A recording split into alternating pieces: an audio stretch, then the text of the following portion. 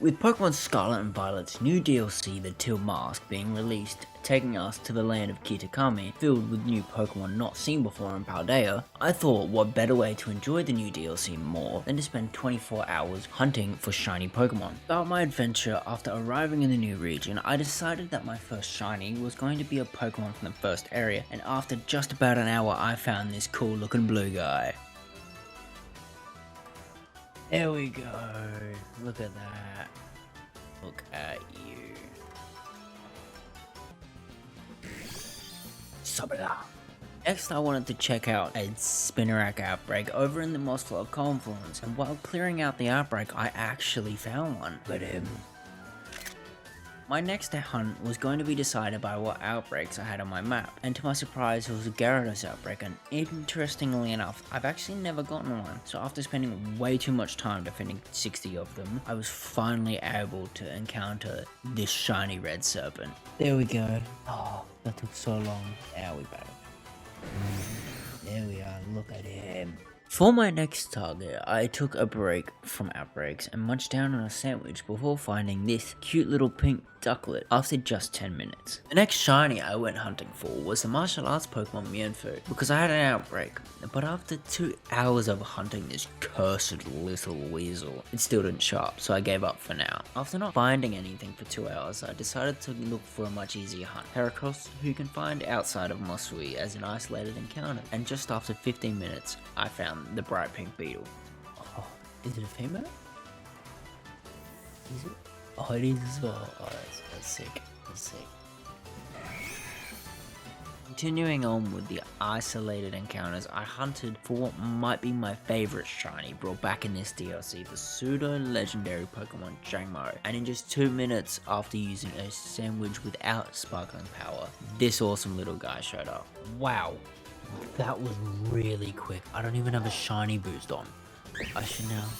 I thought since I like this shiny so much, I would catch the whole evolution line, and less than 40 minutes later, I found both Jangmo-o needed and evolved them into Hakamo-o and Kommo-o respectively. The Golden Trio. I then took a break from hunting and progressed the story a bit before being awarded with some new drip. Speaking of the drip, why don't we get the drippiest new Pokemon, Dipplin? And I was lucky enough to have an Applin outbreak, so I went back to Paldea and started hunting for one, when this suddenly happened. Oh my god. No way. That was quick. Look at him. With that random shiny out of the way, I got back to hunting for Applin and found two within 30 minutes of each other. So I went back to Kitakami and evolved it into Dipplin. My next target was another outbreak, being Poochyena, just below Loyalty Plaza, and just 10 minutes after eating this atrocity of a sandwich, I found the best golden boy. Oh, the golden pooch. There he is. Look at him. Look at him, the golden pooch.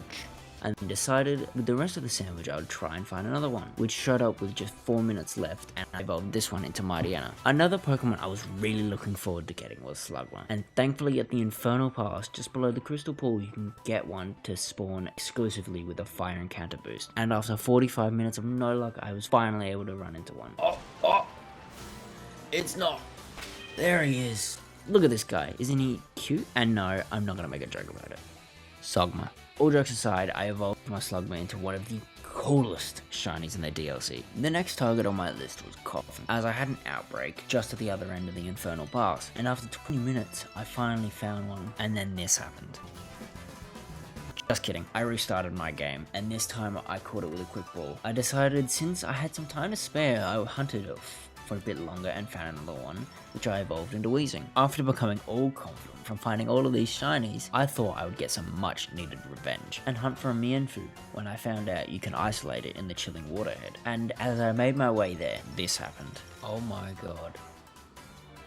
I don't have a sandwich on, I've literally just... So yeah, after 2 hours of pain this thing caused me earlier, it thinks it has the right to show up out of the blue, just like that. Seriously, that is just annoying. But I took it and went on with my next hunt, Sandshrew. So if you go into a little cave just underneath the Kitakami Hall during the day, only Sandshrew and Geodude will spawn. I ate a sandwich, hoping not to find a Geodude, and after 25 minutes, it finally showed up.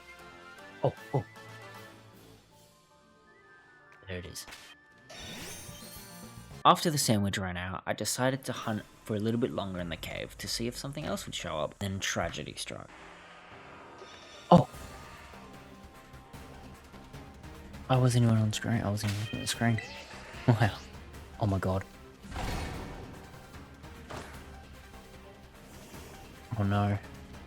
Pressed the wrong button. After that fail, I decided that my next mission was to get that shiny Geodude and acquire Redemption, and as a result, I had possibly the luckiest sandwich I have ever had, with the Geodude showing up in just 10 minutes. So with the remaining time, I wanted to look for a different shiny, and then I left the cave and literally 2 minutes later ran into a shiny Rockruff. But the luck doesn't stop there, as with the leftover time, I flew to Paradise Barrens in search for a Nosepass, and in the last 15 minutes I found two, one which I evolved into a Probopass. With all that luck, I thought it was a good time to take a break from hunting and finish the rest of the story before completing the last few hours, which I thought, since I was finding shinies way too easily, I decided to not use Sparkling Power sandwiches for the rest of the video. The next Pokemon I wanted to go for was the Galarian Pikachu clone, Morpeko, which I found an outbreak for, and in just 4 minutes I was able to find it. I gotta be honest and say, I almost missed it at this point, thinking it was just a normal one. My next hunting target was Hoothoot, down in the Mossfell Confluence, which also had an outbreak, and the shiny showed up in just the 45 minutes. This is another shiny I think is pretty cool, but Noctowl on the other hand, not so much. The next Pokemon I decided that I really wanted was the ugly fish found in the cave below the crystal pool, Feebas. So I chose to day skip until I got an outbreak for Feebas, and luckily enough it showed up in the right spot and I could start hunting, and after 30 minutes the purple scaled creature appeared. I also found a second one 20 minutes later, but sadly wasn't recording. I then evolved one into a Milotic straight away and went to look for one of the question marked outbreaks when this happened. I was just coming to see what this outbreak was, and you see that? Well, that's a pleasant surprise. Wasn't going to hunt for a Wooper in this video, but you can never say no to that little face. With another random shiny in the books, I started my next hunt for an Aipom, which I found within 7 minutes of entering the outbreak, which is just crazy. And would you believe it, as I was heading up through the Timeless Woods to check out another outbreak, I found a shiny Phantom as I entered the woods. Like seriously, what is my luck with random shinies at this point? There were just two more Pokemon I wanted before my 24 hours was up. The first one being the Ferret, and after a short while I was able to find a Sentra outbreak. Within 5 minutes of entering the outbreak, a shiny Sentra appeared. So I snatched him up and evolved it into a Ferret, which I think is just such an underrated shiny. Now onto my last shiny, which I wanted to be one of the new Pokemon introduced with the DLC, Poltergeist. So after finding an outbreak, I got to hunting, and then this happened.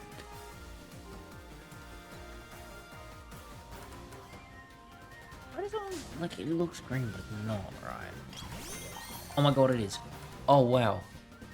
Like, wow. I knew the shiny was going to be hard to see, but I barely even noticed it.